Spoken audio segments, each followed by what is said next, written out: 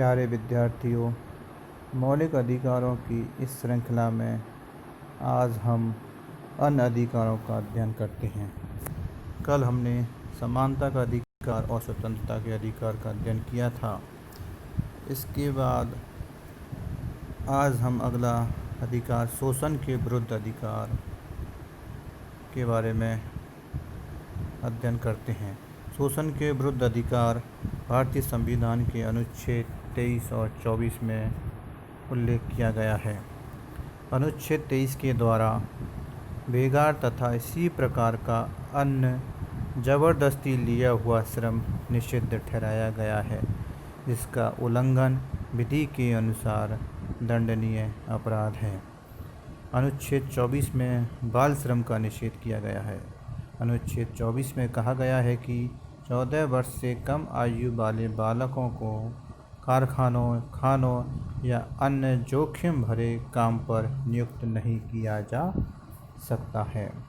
अगला मौलिक अधिकार धार्मिक स्वतंत्रता का अधिकार। इसका उल्लेख भारतीय संविधान के अनुच्छेद 25 से 28 तक में किया गया है।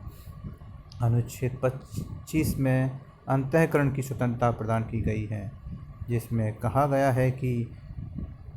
है कि सार्वजनिक व्यवस्था, सदाचार और स्वास्थ्य तथा इस भाग के अन्य उपबंधों के अधीन रहते हुए सभी व्यक्तियों को अंतःकरण की स्वतंत्रता तथा कोई भी धर्म अंगीकार करने, उसका अनुसरण एवं प्रचार करने का अधिकार प्राप्त होगा।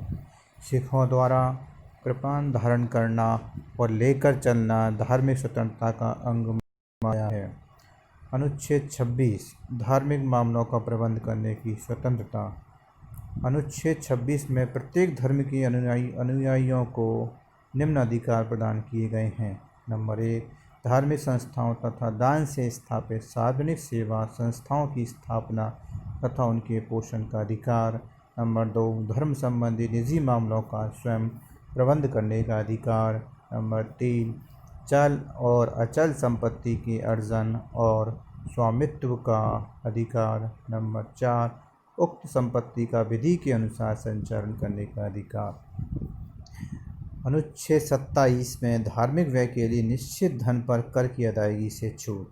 अनुच्छेद 27 में कहा गया है कि राज्य किसी भी व्यक्ति को ऐसे कर देने के लिए बाध्य नहीं कर सकता जिसकी आय किसी विशेष धर्म अथवा धार्मिक संप्रदाय की उन्नति या पोषण में व्यय करने के लिए विशेष रूप से निश्चित कर दी गई हो।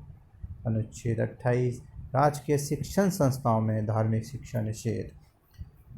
भारत राज्य का स्वरूप धर्मनिरपेक्ष राज्य का है, जिसे धार्मिक क्षेत्र में निष्पक्ष रहना है। अतः अनुच्छेद 28 में कहा गया है कि राजकीय निधि से संचालित किसी भी शिक्षण संस्था में किसी प्रकार की धार्मिक शिक्षा प्रदान नहीं की जाएगी। इसके साथ ही राज्य द्वारा मान्यता प्राप्त या आर्थिक सहायता प्राप्त शिक्षण संस्था में किसी व्यक्ति को किसी धर्म विशेष की शिक्षा ग्रहण करने के लिए बाध्य नहीं किया जा सकेगा।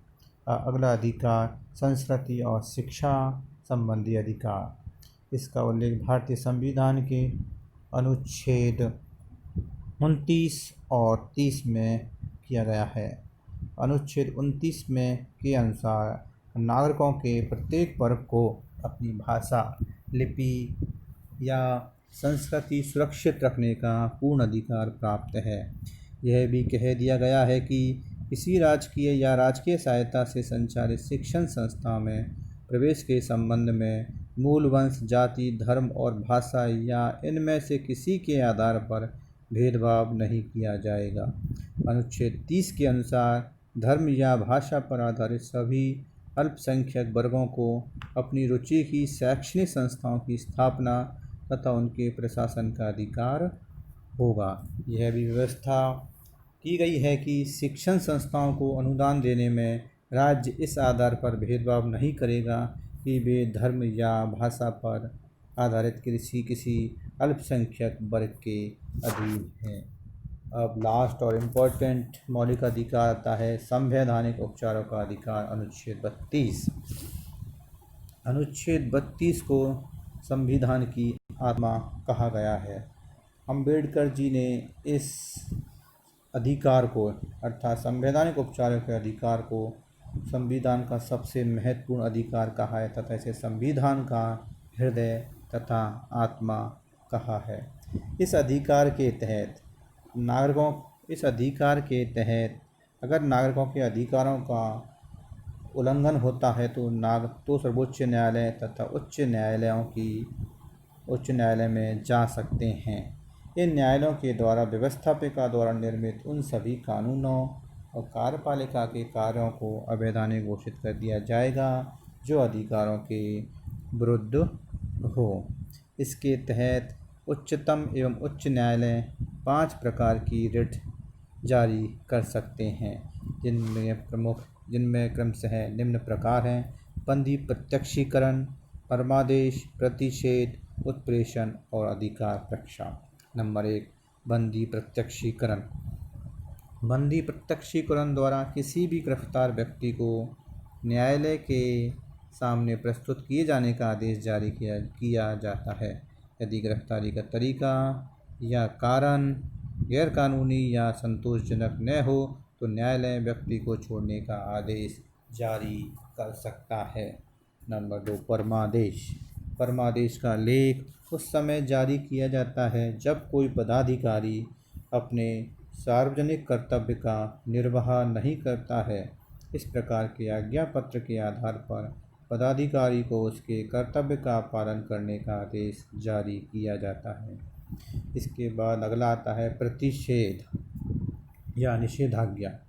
यह आज्ञा पत्र सर्वोच्च न्यायालय तथा उच्च न्यायालयों द्वारा निम्न न्यायालयों तथा अर्ध न्यायिक न्यायाधिकरणों को जारी करते हुए आदेश दिया जाता है कि इस मामले में अपनी यहाँ कार्रवाई स्थगित कर दे, क्योंकि यह मामला उनके अधिकार क्षेत्र के बाहर है। इसके बाद अगला आता है उत्प्रेषण। यह अधिकार पत्र या यह आज्ञा पत्र अधिकांशतः किसी विवाद को निम्न न्यायालय से उच्च न्यायालय में भेजने के लिए जारी किया जाता है, जिससे वह अपनी शक्ति से अधिक अधिकारों का उपयोग न करे या अपनी शक्ति का दुरुपयोग करते हुए न्याय के प्राकृतिक सिद्धांतों को भंग न करे।